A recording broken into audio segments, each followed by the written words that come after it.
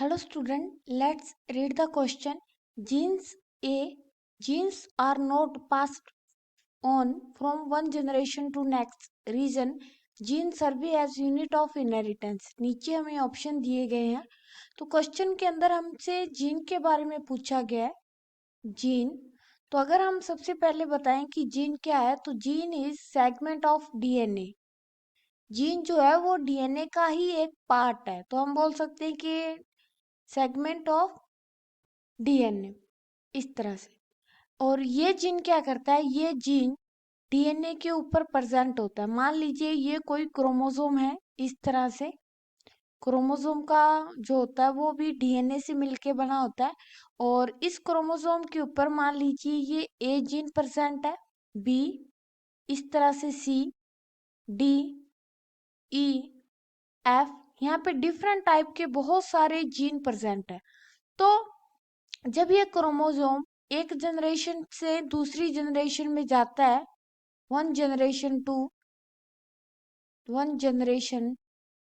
Next generation में जाता है, तो उसके साथ में ये मेनली जो जीन प्रेजेंट है ये भी क्या करते हैं, ये भी एक जनरेशन से दूसरी जनरेशन में चले जाते हैं.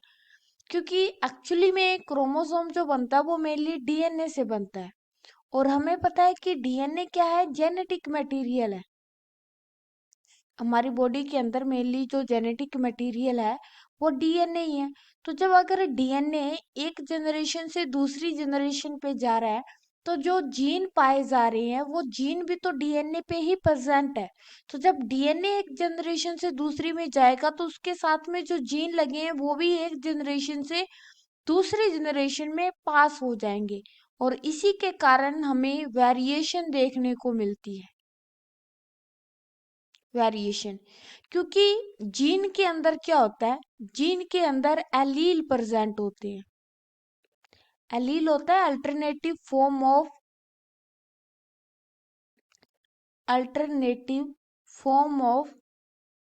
Gene form of gene. यानी कि एक जीन के दो रूप होते हैं जिसको हम बोलते हैं एलील. तो एलील के कारण हमारे अंदर वेरिएशन देखने को आती है.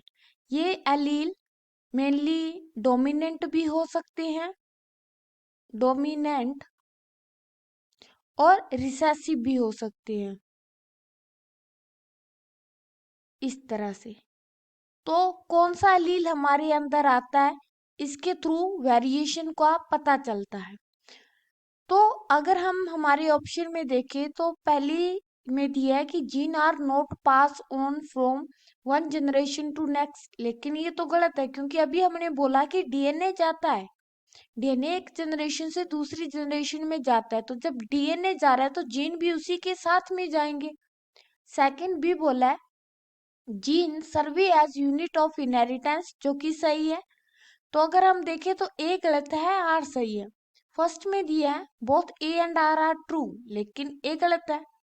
बी में दिया है both A and R true, नहीं. सी दिया है A is true but R is false, not. D दिया है A is false but R is true, जो कि सही है.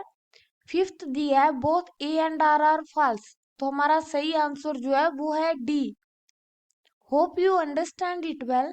Best of luck. Thank you.